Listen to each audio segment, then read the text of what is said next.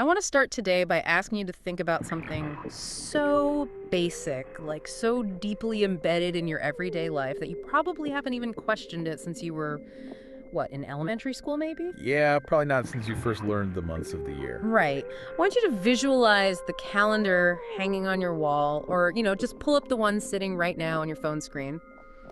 Let's just look at the names of the months as we move into the fall. Okay, let's do it. Take September. It comes from the Latin root septem. And I mean, anyone who knows a little bit of Latin, or even just French with sept, knows that means 7. Exactly. Septem means 7. So September is the 7th month, right? Think so. But no, literally count it out on your fingers. It's the 9th. Okay, well, let's keep going. October. From like an octagon or an octopus. 8. Right, 8. But it is the 10th month. November, 9. It's the 11th. December, 10. Like a decathlon. It is the 12th month of the year. It's completely off. It is. I want to ask you directly, why do you accept a system of time measurement that literally lies to you on the face of it? Why do we all just, nod along to this glaring mathematical error every single day of our lives? It really is, it's the ultimate elephant in the room of human civilization. Mm-hmm. I mean, we are functioning inside a framework of time that is demonstrably, etymologically misaligned. Completely misaligned. It's off by 2 whole months. And we just collectively shrug it off as this, historical quirk. We accept the dissonance because, well, I guess we just think that's just the way it is. But the fact that we shrug it off is exactly what makes it so insidious, right? Why are we so willing to let the fundamental structure of our year be nonsensical? Yeah, we wouldn't accept that in any other area of life. Exactly. We wouldn't accept a ruler where the 7th inch was labeled 9. We wouldn't accept a clock where the number 7 was sitting in the 9 o'clock position. That would be maddening. But with our days, our months, our actual lives, we just accept the lie. And this acceptance of the dissonance, this willingness to just ignore the glitch in the matrix of our timekeeping, that is the exact entry point for the source material we are diving into today. Yes, so let's formally introduce what we're dealing with here. We've got our hands on excerpts from a massive, multi-layered manifesto. It was published in 2026, written by an Austrian author named Jäger. Which is fascinating in itself. Right, because the wild part is, this text was actually written back in 1978, but it's only really seeing the light of day now. It's titled "TEMPUSNUO, the Calendar of the New Humanity." And I have to say, my head has been just spinning ever since we started reading this. Oh, it is a dense, incredibly challenging text, and we really need to set the stage for the listener here, because this is not just some dry academic proposal for a new way to count days. No, not at all. Or like a clever piece of historical trivia. Jäger weaves together alternative history, as esoteric cosmology, human biology, linguistics, and the psychology of time management into this grand sweeping theory about human control and ultimately human liberation. It is entirely mind-blowing. Like, the mission for our deep dive today is to follow Jäger's argument from the absolute ground up. Step by step. We are going to unpack his claim that the Gregorian calendar we all use isn't just flawed. He says it is actively a cage built out of numbers. The temporal cage, yeah. We'll explore the wild historical anomalies he points out, including the idea that centuries of history might literally be fabricated out of thin air. Which is a huge claim. Huge! And we are going to dive headfirst into his deeply unsettling concept that our physical reality is a constructed simulator. That part gets really wild. Oh, it goes off the rails in the best way.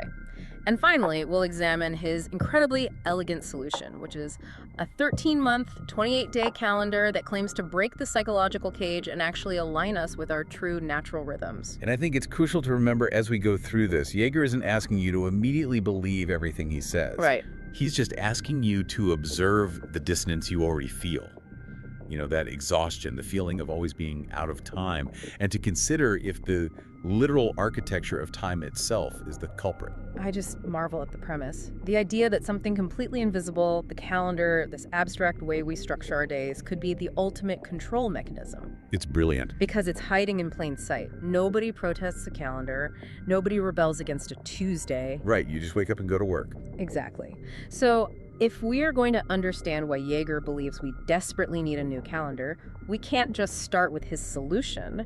We have to look at the strange, highly erratic history of the one we currently use. The Gregorian calendar. Yes, let's talk about the Gregorian glitch. So let's start with what has to be the most glaring temporal heist in recorded history. The shift from the Julian calendar to the Gregorian calendar. Correct. So up until that point, much of the world was using the Julian calendar, which was established by Julius Caesar. Okay, and what was the problem with it? Well, the Julian calendar had a slight mathematical drift. It overestimated the length of the solar year by about 11 minutes. 11 minutes doesn't sound like much. It doesn't, but over centuries, those 11 minutes compounded. By the late 16th century, the calendar was noticeably out of sync with the actual seasons. Oh, right. And specifically, the spring equinox, which the Catholic Church used to determine the date of Easter, was drifting further and further into what should have been winter. Oh, so Easter is getting messed up. So Pope Gregory the 13th, aided by astronomers like Christoph Clavius and Luigi Lilia, decides he has to fix it. Yeah. He institutes the Gregorian calendar, and to correct the drift, he realizes he has to literally cut time out of the year. He had to surgically remove 10 days. And Jäger points out the sheer surrealism of the specific night this happened. October 4, 1582. Yes, October 4, 1582. People in Italy, Spain, Portugal, and the Polish-Lithuanian Commonwealth went to sleep that night, under the stars, just like any other night. When they woke up the next morning, the sun rose, the birds sang, but the date wasn't October 5th, it was October 15th. I try to put myself in the shoes of a common person back then. Like 10 full days, simply vaporized from the official record by papal decree. Just gone. Think about the logistics. If you had rent due on the 10th, did you suddenly default overnight? Probably. Or like if you were getting paid by the day, did you just lose a third of your monthly income? It sounds like absolute chaos. It was incredibly disruptive. There were actual riots in some places.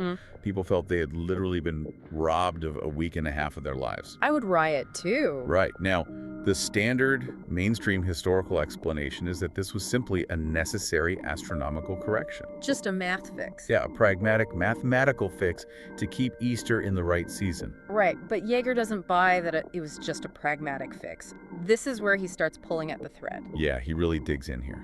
He asks a haunting question. What actual history was lost in those vaporized days? He argues that you don't just erase 10 days of human existence across multiple empires without a secondary motive. And to prove that our timeline is incredibly malleable, he brings in a typographic anomaly. Yes, the I versus 1 anomaly. I had never noticed this before, but now I literally can't unsee it. This is a brilliant piece of deductive reasoning by Jäger. Huh. He spends a lot of time looking at medieval archives, stone inscriptions, early printed books, and gravestones. Okay. And he notes that in these ancient records, years were very frequently written with the letter I or J as a prefix. Wait, like the actual letter? Yes, the letter. For example, you wouldn't see the year written as the number 1582. You would see the letter I, maybe a dot or a dash, and then 582. So I, 582. And traditional historians have an explanation for this, right? They say the I stood for Isus, or Jesus in Latin. Exactly. It was basically shorthand for Anno Domini, the year of our Lord. So I, 582, just meant in the year of Jesus, 582. That is the accepted academic consensus, yes. But Jäger points to a very quiet, very systemic shift that occurred as the printing press became more standardized. What was the shift? That letter, I was quietly swapped to the Arabic numeral 1. The letter became a digit. Wait, I really want to make sure we nail this concept because it completely broke my brain when I read it. It's wild. If the I was a letter, let's say the year was actually the 582nd year after whatever origin point they were using. Right, year 582. But when the letter I is changed to the number 1, suddenly you are in the year 1582. You've added a 1 to the thousands place. Yes, you've just manufactured an extra 1,000 years out of thin air. It's exactly like a massive catastrophic database error. That's a great way to put it. Like, imagine you have a modern software system tracking server logs, and a programmer uses the letter I as a text flag to indicate internal log. But then a software update glitches, and the system accidentally parses that text flag as a numerical value. Instantly, it adds 1,000 years of fake padded logs to the system. Wow, yeah. It completely obscures the true origin point of the operating system. That is a perfect analogy. And this typographic theory directly connects to the highly controversial work of Dr. Anatoly Fomenko, whom Jäger cites heavily in this section. Okay, let's unpack Fomenko because his work is intense. Yeah. He's a Russian mathematician, right? Not a historian. Right. Fomenko was a topologist and a statistician. He applied rigid mathematical and statistical analysis to ancient eclipse records and astronomical events described in texts from the Roman Empire, ancient Greece, and the Middle Ages. How does that even work, practically? How do you use math to disprove a historical timeline? Well, think of celestial mechanics as a giant, perfectly precise clock. Okay. The movements of the sun, moon, and planets are governed by the laws of physics. Oh. An eclipse isn't just a random shadow, it requires a highly specific alignment of celestial bodies, which can be plotted mathematically over millennia. Like tracking a comet? Exactly. It's called retrograde calculation. If an ancient text says, in the 3rd year of King X's reign, there was a total solar eclipse where the moon blocked the sun and Mars was visible near the horizon. That's very specific. Very specific. That specific alignment acts like a unique cosmic fingerprint. It might only happen once every several thousand years in that exact location. Okay, I'm following. So Fomenko takes these ancient descriptions, runs the celestial math backward, and tries to find the match. Exactly. But when Fomenko ran the math, he found that the astronomical data described in ancient texts didn't match the skies of the years historians claimed they were written. Wait, what? In fact, he found that the eclipses described in the Dark Ages perfectly matched eclipses that occurred hundreds of years later, closer to the Renaissance. You're kidding. No. By tracing these celestial fingerprints, Fomenko concluded that up to 1,000 years of what we consider Dark Ages history were either entirely fabricated or were actually duplicate accounts of later events padded into the timeline to artificially stretch it. So Fomenko uses hardcore astrophysics to suggest there's a 1,000-year phantom zone in our history. Yeah. And Jäger looks at the typographic shift from I to 1 and says, here is exactly how they executed the padding. That's the mechanism. It's staggering. But it begs the ultimate question, right? If Fomenko and Jäger are right, what exactly is this fabricated wall of time trying to hide? Why go through the trouble of manufacturing 10 centuries of fake popes and kings? Jäger suggests this fabricated millennium was a deliberate intervention in the timeline. It was an architectural wall built by the administrators of this world to separate us from our true origins. The administrators? Yeah, to make us feel ancient, exhausted, and incredibly distant from a massive world-altering event. And Jäger proposes a highly provocative theory about what that event was, right? And what the letter I actually stood for. Yes. He argues it didn't stand for the Latin Asus. He argues it stood for Isa. Isa, which is the Arabic and Quranic name for the exact same historical Jesus figure. But why does the Arabic translation matter so much to a guy in Austria writing in 1978? Because Jäger approaches this through the Abjad numerical system. Okay, stop right there. What is the Abjad system? You have to explain this to me like I've never heard of it, because a lot of people haven't. Sure. So before the widespread adoption of the Hindu Arabic numerals we use today, like 0, 1, 2, 3, many ancient cultures used their alphabets as their numbering systems. Right, like Roman numerals. Exactly. The Romans did this with Roman numerals. X is 10, V is 5. In ancient Arabic, the Abjad system assigned specific numerical values to each of the 28 letters of the Arabic alphabet. So A is 1, B is 2, that kind of thing. Essentially, yes. Yeah. But it wasn't just for counting cattle. In esoteric traditions, this meant that every word didn't just have a definition, it had a mathematical sum, a numerical weight. Oh, I see. And words that shared the same mathematical weight were believed to be deeply, fundamentally connected in their cosmic meaning. Ah, okay. So it's a form of sacred numerology. Exactly. So Jäger calculates the name Isa in the Abjad system. The letters sum to exactly 141. Okay, 141. And in this esoteric tradition, the number 141 symbolizes the concept of Ilm. Which translates to what? It translates to sacred, direct, unmediated knowledge. Wow. Jäger argues that the name Isa wasn't just a label for a human man. The letters literally describe a function, a mathematical code. He translates it as the eye that sees reality. The eye that sees reality. The spark, the word that cuts through deception. It describes a force or an archetype that arrived in our realm to sever what is a lie. Not a religious architect building a new church, a truth bringer, like a disruptor. Precisely. So follow Jäger's logic here. By quietly changing the I to a 1 on all the dates, the administrators of our history didn't just add 1,000 years of padding. Right. They neutralized the symbolic memory of what that figure actually represented. Oh, wow, I see it. They took a symbol of liberation, a symbol of direct, piercing knowledge, and turned it into a simple digit on a timeline. Just a number on a clock. A timeline managed by an institution. That is narrative engineering on a massive, almost incomprehensible scale. You erase the memory of the disruptor by making him the literal starting point of your bureaucratic clock. And this leads Jäger to the next inevitable question. If our timeline has been manipulated to this extreme degree, if history is a managed narrative. Where exactly are we living? Exactly. What is the physical nature of the space we occupy if the people running it can just insert 1,000 years and erase 10 days on a whim? If they can control the software of time so easily, what does the hardware look like? That's the terrifying part. Which transitions us out of historical anomalies and into Jäger's radical, deeply unsettling physical cosmology. I have to warn the listener, this is where the text goes from a historical mystery to an absolutely mind-bending worldview. It really takes a turn here. Jäger opens the section by claiming he is a foreigner. He explicitly states he is writing this manifesto from outside our specific reality. Yeah, let that sink in. And he describes our world not as a spinning globe in an infinite cold vacuum, but as a constructed dome, a physical simulator. We are shifting into what we can only call esoteric geophysics. Jäger rejects the heliocentric model entirely. Completely throws it out. He argues that the seasons, the movement of time, and the climate are not caused by the axial tilt of a planet spinning around a distant sun.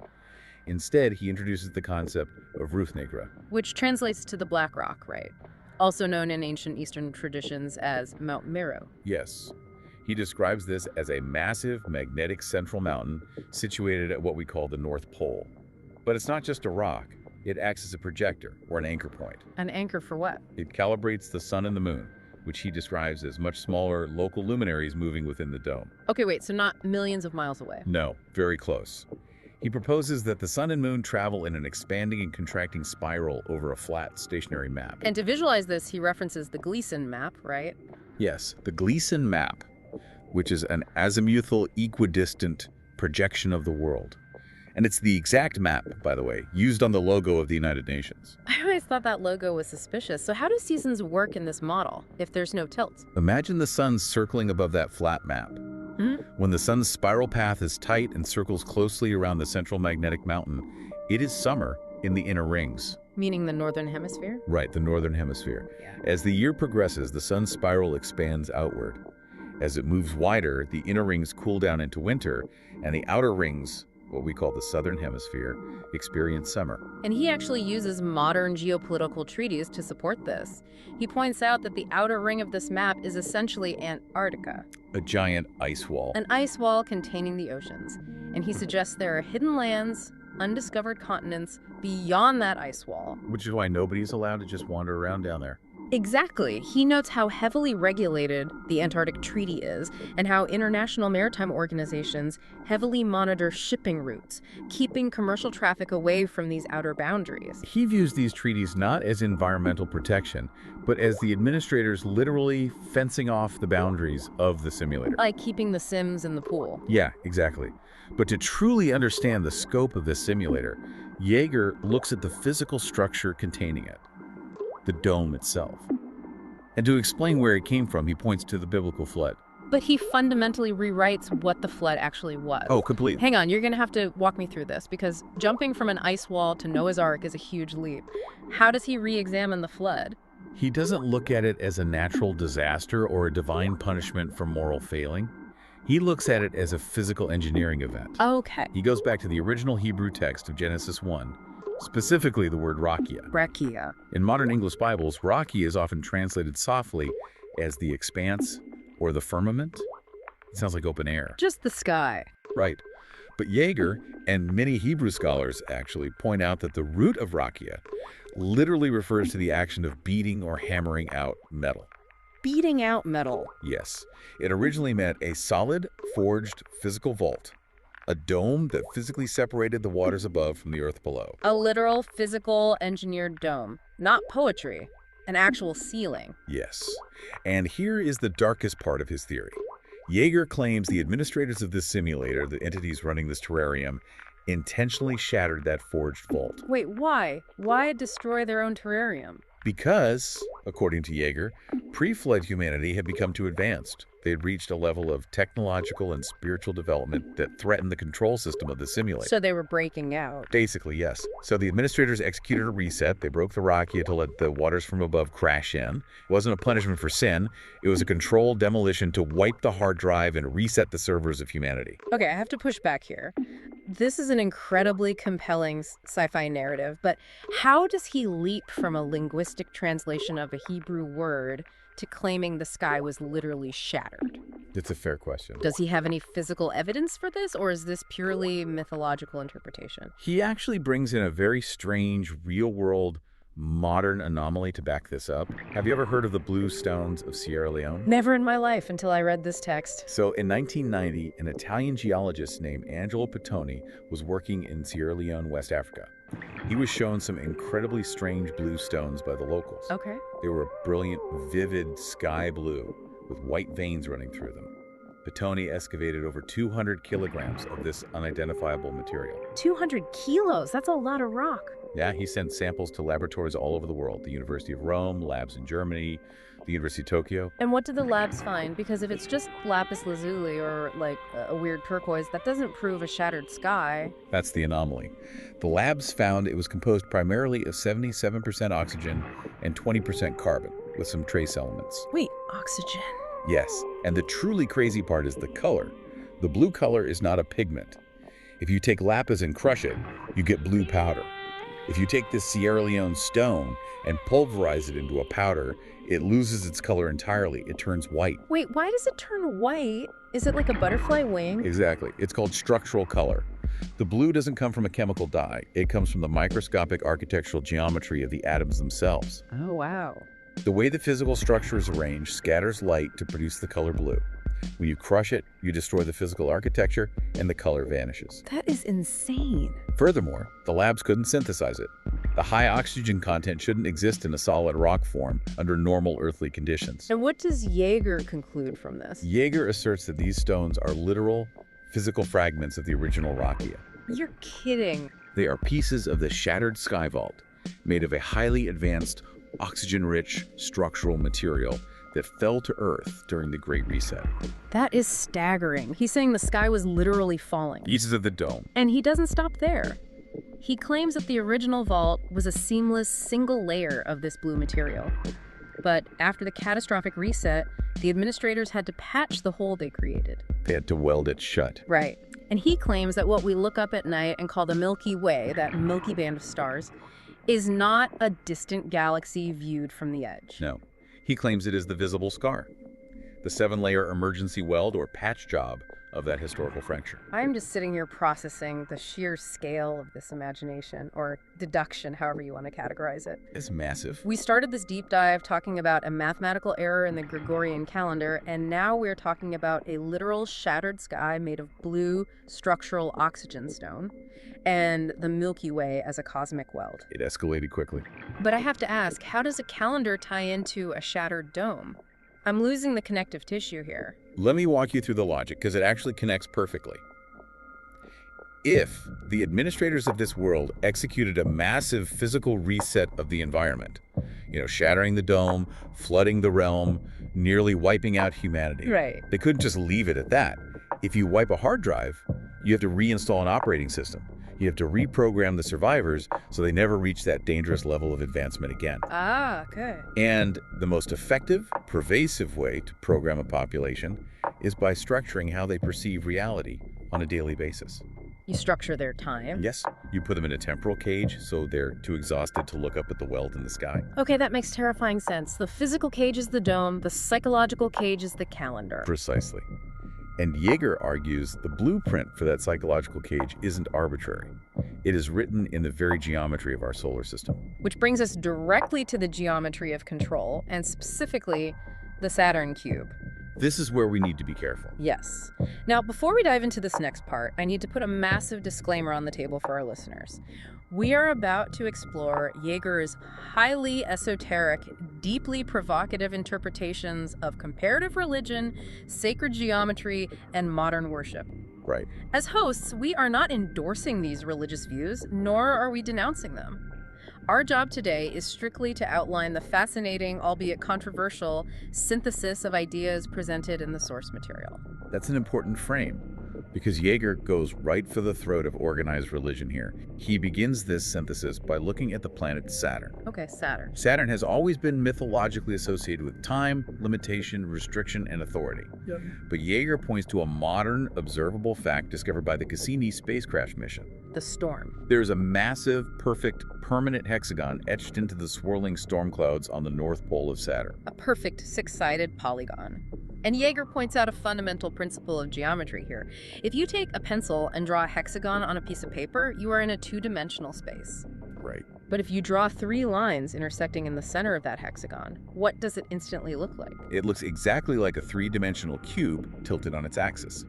In isometric projection, a 2D hexagon is the exact visual representation of a 3D cube. So Saturn, the planetary body historically associated with time, limitation, and the god Chronos, bears the literal geometric signature of a cube. A physical manifestation of it. And this is where Jäger makes a massive theological leap.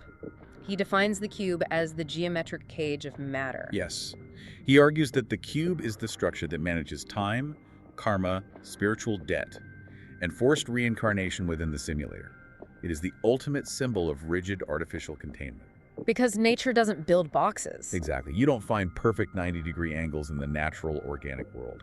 The cube is a manufactured box. And then he points out that all three major Abrahamic traditions, religions that shaped the worldview of billions of people inside the simulator, utilize this exact geometry in their most sacred foundational practices. He observes that devout Jews wear cubic tefillin, small black leather boxes strapped to their foreheads and arms during prayer, literally binding themselves to the law. Right. Muslims circumambulate the massive black cubic structure of the Kaaba in Mecca, moving in a circular spiraling pattern around a black cube. And Christianity, where is the cube in Christianity? The Christian cross. Yeah. Mathematically and geometrically, if you take a hollow 3D cube and you unfold its 6 square faces, laying them flat on a table, you get the exact shape of a cross. Oh, wow. The cross is an unfolded cube. Three massive traditions, one shared geometric symbol of the architect. It's undeniably eerie when you lay it out like that. But Jäger's view of the Christ figure in all of this is where his concept of inversion really shines. It's actually quite profound. It is. He views Christ, and he parallels him with other dying and rising archetypes like Osiris, Mithras, or Dionysus, not as the founder of a new religion, but as a spirit originating from outside the simulator entirely. Like a hacker entering the mainframe. Exactly, a hacker. According to Jäger, this avatar, the spirit, voluntarily allowed itself to be placed inside the unfolded cube, meaning nailed to the cross. But not for the reasons we are taught. Right. The purpose was not to suffer as a blood sacrifice to appease an angry architect. The purpose was to break the geometric cage of matter from the inside out. He cites the verse from the Gospel of John, chapter 10, verse 34, where Jesus defends himself by quoting the Psalm, saying, "You are gods." Jäger interprets that not as a metaphor, but as a literal, direct reminder to the humans trapped in the simulator. He's saying, you are avatars of an immortal origin. You are not from here. You do not belong to the cage. Exactly. It was a prison break, initiated by reminding the prisoners of their true identity. But, as Jäger notes, the simulator is incredibly efficient. It fights back. The administrators didn't destroy the message, they co-opted it. They inverted it. Yes.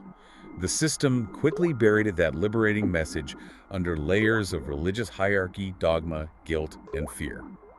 They took the event that was meant to break the cage and turned the unfolded cage itself, the cross, into a symbol of suffering, submission, and obedience. It's the ultimate inversion. You take the weapon used to free the prisoners, and you make the prisoners wear it around their necks to remind them to obey.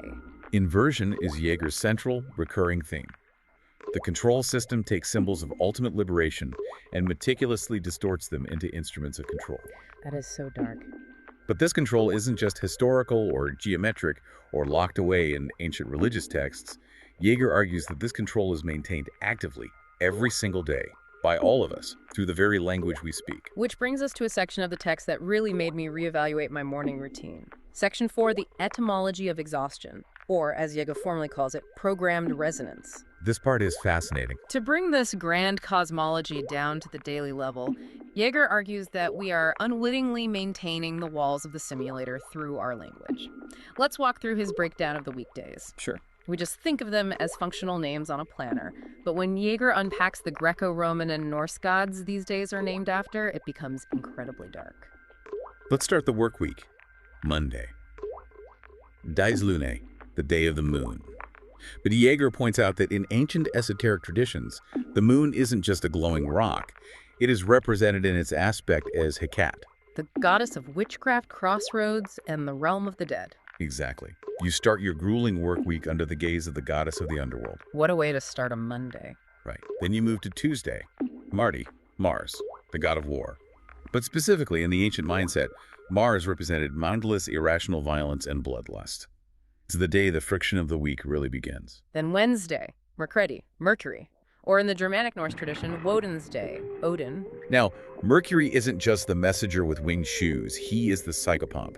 His primary job was to guide the souls of the dead down into the underworld. And Odin is literally the lord of the hanged. Yes. Think about that. We culturally call Wednesday hump day, the middle of the week where we feel dead tired, and it is historically presided over by the guide of dead souls and the lord of the hanged. It's a striking correlation. Then Thursday is Jupiter, or Thor's Day, the god of thunder, hierarchy, and absolute unforgiving authority holding the lightning bolt. The boss. Just bearing down on you. Friday is Venus, or Freya's Day. We primarily associate Venus with love and beauty, but in her ancient forms, Ishtar or Inanna, she is also fiercely the goddess of war and destruction. Love, lust, and conquest as two sides of the same consuming coin, the perfect energy for the weekend's indulgences. And then we hit the crescendo. Saturday, dice attorney, Saturn's Day, Chronos to the Greeks. Jäger focuses intensely on this. This is the core of it. Chronos was the Titan, the god of time, who received a prophecy that his children would eventually overthrow him. So what was his solution? He devoured his own children as soon as they were born. It's a horrific myth. Jäger references Francisco Goya's horrifying, visceral painting of Saturn devouring his son. This wide-eyed, crazed giant literally biting the head off his own offspring to preserve his power. It's a very disturbing image. This being, the great devourer of his own future, is the god whose name we invoke for our sacred rest day, the Sabbath, the weekend. Jäger is saying that by resting on Saturn's day, we are acknowledging that time is literally eating us. And we can't forget the months we mentioned in the beginning. July is named for Julius Caesar, August for Augustus.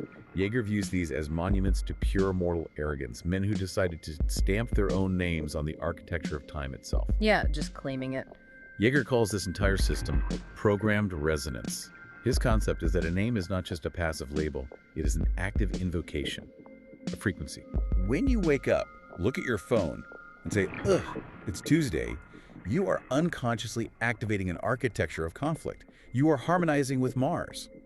Okay, I have to step in and play devil's advocate here, because this sounds like magical thinking. Sure. Aren't these just dead words? I mean, when I buy a coffee on Wednesday morning, I'm thinking about getting through my 10 a.m. meeting. I'm not consciously worshiping Odin or invoking the Lord of the Hanged. Does just saying the word actually do anything to my reality? It's a fair pushback. But from Jäger's perspective, it's not about your conscious intent. It's about neurolinguistics and repetitive unconscious cognitive framing. Neurolinguistics. Language structures reality. The words we use form the boundaries of how we can perceive the world. Jäger's argument is that by constantly cyclically repeating a sequence of names rooted in war, death, rigid authority, and consumption, we reinforce psychological cages. We're programming ourselves. We become exhausted because we are continually harmonizing with an exhausting frequency. It operates in the background like a low-level hum of anxiety, blinding us to the actual restorative rhythms of nature. We are fundamentally out of phase with the real world. I see. So it's kind of like living near a highway. You might stop consciously hearing the traffic, but your nervous system is still processing the roar of the engines, and it degrades your health over time. Exactly that. But that leads me to an obvious question. If the Gregorian system is this toxic, this misaligned, this actively harmful to human psychology and productivity, why haven't we changed it? Right. I mean, surely rational people have noticed this dissonance before 1978. Oh, they absolutely have. Many, many times. Which is a perfect pivot to Jäger's analysis of the graveyard of calendars and a concept he calls simulator immunity. Simulator immunity. Jäger spends a significant portion of the text reviewing history to show us that brilliant minds have repeatedly tried to reform our timekeeping. But the system always fights back, and it fights back with astonishing, almost organic efficiency. Let's look at some of these historical attempts because they are fascinating. They really are. In 1793, during the French Revolution, they tried to completely wipe the slate clean. They instituted the French Republican calendar, 12 months of exactly 30 days each. Very clean math.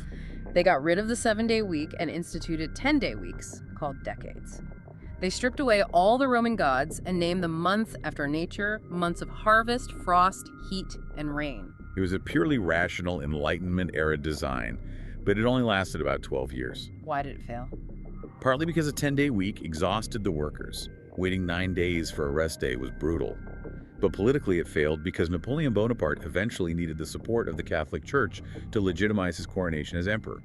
Politics. And the Church's absolute condition for support was returning to the Gregorian calendar and the 7-day week. Then there was the Soviet calendar in 1929. The USSR implemented continuous 5-day and 6-day weeks. Their specific goal was to eliminate Sunday as a unified national day of rest. They wanted to break the power of the church over the workers' rhythm and keep factories running 24/7. But Stalin eventually had to revert back to the 7-day week in 1940 because the cultural resistance and administrative chaos were just too deep. Right. But for me, the most fascinating examples aren't the political ones. They are the rational, business-driven proposals. Yes, the 20th century movements. The most prominent being Moses Cotsworth's International Fixed Calendar, proposed around 1902. Tell me about this one. This was a stroke of pragmatic brilliance. Yeah. Cotsworth proposed 13 months, exactly 28 days each. Every single month had exactly 4 weeks. That's so clean. It was so perfectly efficient for accounting, payroll, and logistics that George Eastman, the founder of Kodak, one of the largest corporations in the world at the time, adopted it internally. Kodak ran their entire global empire on a 13-month calendar for decades.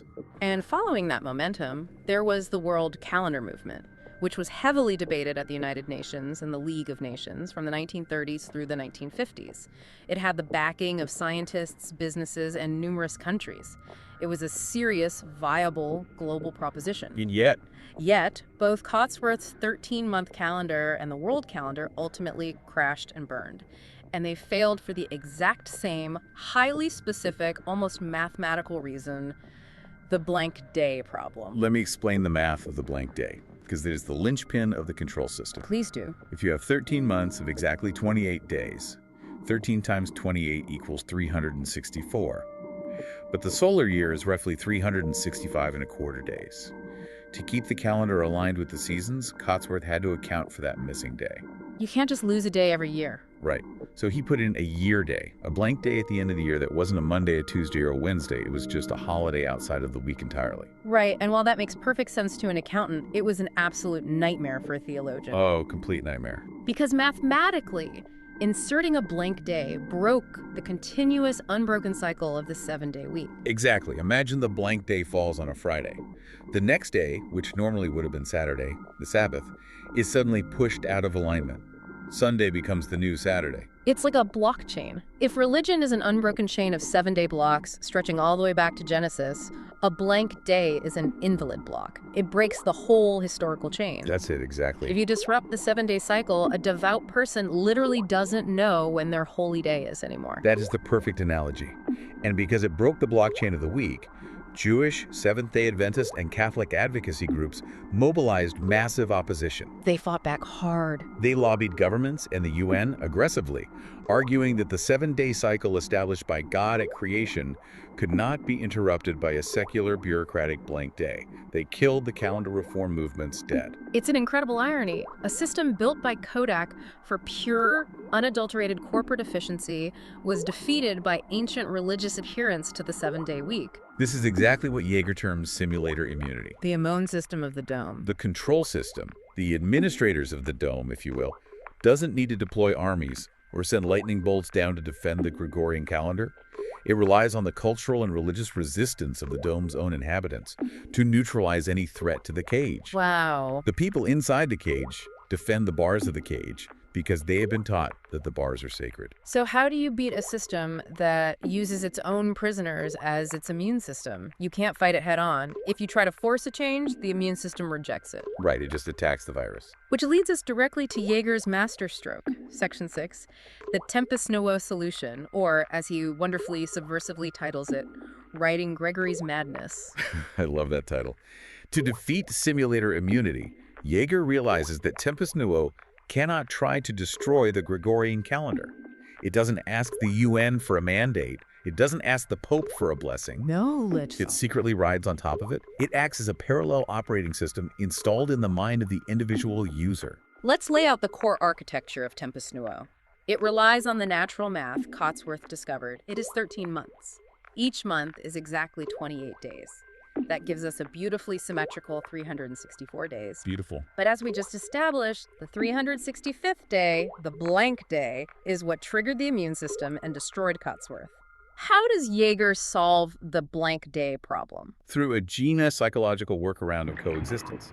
He doesn't insert a blank day into the public week. Instead, he introduces two specific thresholds into the Gregorian year, Amantia and Gratia. Amantia and Gratia. Amantia happens every single year on the Gregorian date of March 19th. Gratia happens only in leap years on March 18th. But here's the critical trick, the hack. In the physical world, on the Gregorian calendar, March 19th might be a Thursday. In TEMPUSNUO, Jäger says, let it be a Thursday. He doesn't touch it. He doesn't pull it out of the 7-day week. The Gregorian week flows continuously, so the religious Sabbath is never broken, the religious groups don't protest, no one is forced to change their corporate work schedule, the banking computers don't crash. The immune system sleeps right through it. But in the mind of the person practicing TEMPUSNUO, Amantia is a day outside of time. Yes, it's a purely internal software patch. While the rest of the world thinks it's just a regular Thursday, the TEMPUSNUO practitioner views Amantia as a liminal space.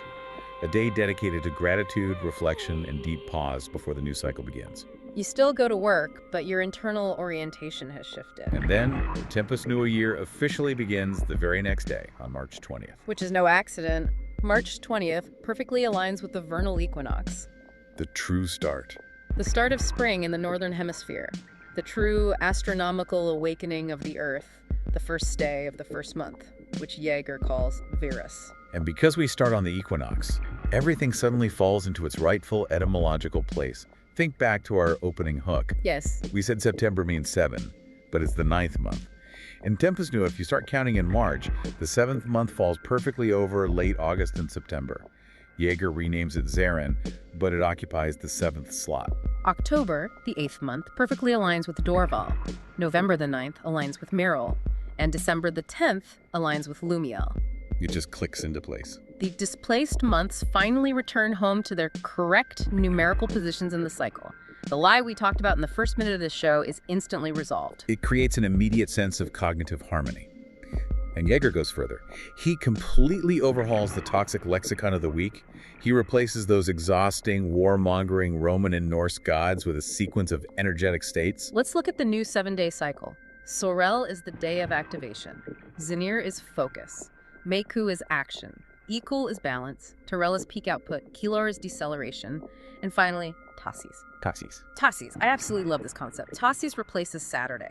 It replaces Saturn, Chronos, the cannibal god devouring his own future. It's a huge shift. Tassis is fundamentally redefined as a concept of deep pause and restoration. You take the darkest, most consuming day of the week, and you flip it into a space of profound healing. It really is exactly like installing a sleek, new operating system skin over an old, buggy, clunky software. Yeah. You don't have to delete the old software, the Gregorian calendar, because your boss still needs you on a Tuesday at 2 p.m. You just choose to interface with the new, cleaner dashboard internally. You experience the rhythm of the week through the lens of TEMPUSNUO. And the reason this internal overlay is so incredibly powerful is because it maps onto something objectively real. It isn't just a prettier dashboard. It's a dashboard that accurately reads the engine. Exactly. This brings us to Section 7, the true rhythm. Why did Jäger specifically choose 13 months of 28 days? Because, he argues, it is the fundamental biological rhythm of nature. Yeah. And furthermore, he argues that this is precisely why the number 13 has been historically targeted, suppressed, and demonized by the simulator. That part is undeniably true. Think about it. Modern luxury hotels still skip the 13th floor in their elevators. Airlines skip the 13th row. We have a clinical phobia of Friday the 13th. Triskaidekaphobia. Exactly. But in the natural world, 13 represents totality and completion. There are exactly 13 full lunar cycles in a solar year. We mentioned the zodiac earlier. Jäger points out that there is actually a suppressed 13th zodiac sign, Ophiuchus, the serpent bear.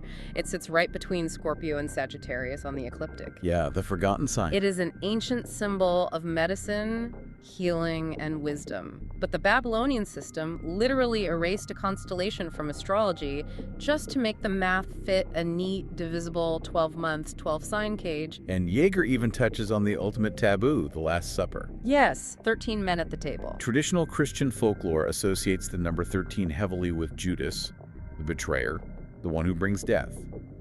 But Jäger posits a fascinating inversion. What if? What if Jesus, the avatar we discussed earlier, the one who came from outside the simulator to break the cage, is the true 13th? What if the administrators inverted the number of liberation to make it the number of betrayal, bad luck, and fear, so that humanity would intuitively flinch away from the exact sequence that could harmonize them? It's brilliant psychological warfare. But I want to make sure we ground this, because Jäger isn't just relying on esoteric symbolism or Bible verses. He brings in hard, empirical scientific evidence to support the 28-day, 13-month cycle. And I really appreciate his epistemology here. He doesn't present all his evidence as gospel.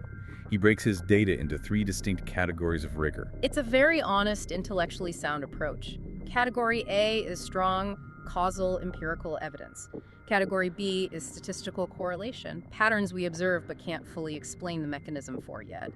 Category C is symbolic or historical analogy. He clearly separates his science from his philosophy. Let's look at Category A, the hard science. Yeah. He looks directly at human biology. The female menstrual cycle.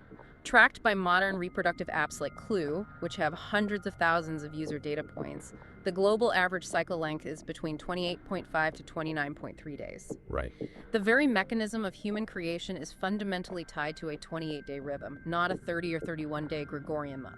He also looks at epidermal renewal, the cellular regeneration of human skin, the largest organ of the body, our boundary with the physical world, completely turns over on an approximately 28-day cycle. And he steps outside human biology to look at evolutionary survival. He looks at cicadas. This was wild. The Magicicada insect has life cycles of exactly 13 years, or 17 years, both prime numbers. Biologists have shown this is naturally selected to avoid predators whose population booms operate on even-numbered cycles like 2, 4, or 6 years. 13 is literally an evolutionary survival mechanism hardwired into nature. And mathematically, 13 is a Fibonacci number, the sequence that dictates the spiral of galaxies and the golden ratio in sunflowers. Math doesn't lie. Furthermore, 28 is what mathematicians call a perfect number. A perfect number is an integer that is equal to the sum of its proper divisors. The divisors of 28 are 1, 2, 4, 7, and 14. If you add 1 plus 2 plus 4 plus 7 plus 14, it equals exactly 28. It is a state of mathematical equilibrium. Under Category B, the statistical correlations, he brings up something I had never heard of: circumseptan rhythms. Circumseptan rhythms are biological cycles that operate on a roughly 7-day period. Chronobiologists have observed these 7-day rhythms in human blood pressure, heart rate, and immune responses, particularly in how the body rejects organ transplants. Wow. 4 of those 7-day physiological cycles make exactly 28 days. Now, Jäger admits that we don't have a definitive evolutionary why for this 7-day internal clock. It might be tied to solar magnetic flares, it might be gravity, but the statistical pattern in our blood and immunity is undeniable. And beyond the biology, think about the cognitive load, the mental RAM we expend every single day. Oh, absolutely. Think about the practical benefit of this calendar. In TEMPUSNUO, every single month is exactly 28 days. That means the 1st, the 8th, the 15th, and the 22nd of every month are always the exact same day of the week. Yeah. Every month starts on a Sorel, a Monday. If someone says, hey, let's meet on the 15th of next month, you never have to pull out your phone. Or guess what day of the week that is. It is always the first day of the 3rd week. It frees up so much subconscious mental processing power that we usually spend just trying to orient ourselves in a chaotic, uneven time grid. As Jäger says, TEMPUSNUO is a heuristic approximation of nature. It's not magic, but it is vastly superior to the arbitrary Gregorian system because it aligns with biological reality, significantly reducing the cognitive friction of navigating our days. This brings us to the synthesis of this entire incredible document. We've covered fake history, shattered domes, geometric cages, and biological rhythms. Let's cover a lot. But stripped of all the esoteric theory, Jäger's work serves as a profound, razor-sharp reminder of a very simple truth. Whoever controls time controls perception. And whoever controls perception controls the human being. And that is why TEMPUSNUO is so brilliant. It is a rebellion that requires no violence, no protests, and no legislation. It isn't asking the UN or the Pope or your corporate HR department for permission to exist. It just sidesteps them. It is a quiet, entirely internal rebellion. It's asking the individual to voluntarily adopt a parallel system of temporal orientation to achieve inner peace and biological coherence. Because knowing exactly where you are in the spiral matters. Yeah. If you know you are in the intense forging heat of the month of Calir, you handle stress and friction differently. You expect it. If you know you are in the quiet, fertile, decelerating pause of Ainul, you allow yourself to rest without guilt. You give yourself permission. You understand your own internal emotional states because your calendar actually reflects and validates them rather than fighting them. It's fundamentally about coherence, aligning the mind's conceptual map of time with the body's physical experience of time. When the map matches the territory, you stop feeling lost. I want to leave you, the listener, with a final lingering thought built directly on Jäger's text. Okay. Near the end of the manifesto, he writes, "A being oriented in time is a being who begins to remember who they are." That's a powerful line. If you spent just 1 year, just one orbit around the sun, tracking your life by 13 cycles of 28 days, instead of the chaotic, lying, exhausting Gregorian months, what would happen? It's a great question. Would you simply be a little better organized? Or would you actually unlock a different version of your own consciousness? A calmer, more potent version that the modern world has carefully, systematically, and mathematically trained you to ignore. Something to think about. Tomorrow morning, when you wake up and look at the date on your phone screen, I want you to look at that Roman name, look at the arbitrary number of days in that month, and ask yourself, whose time am I living in?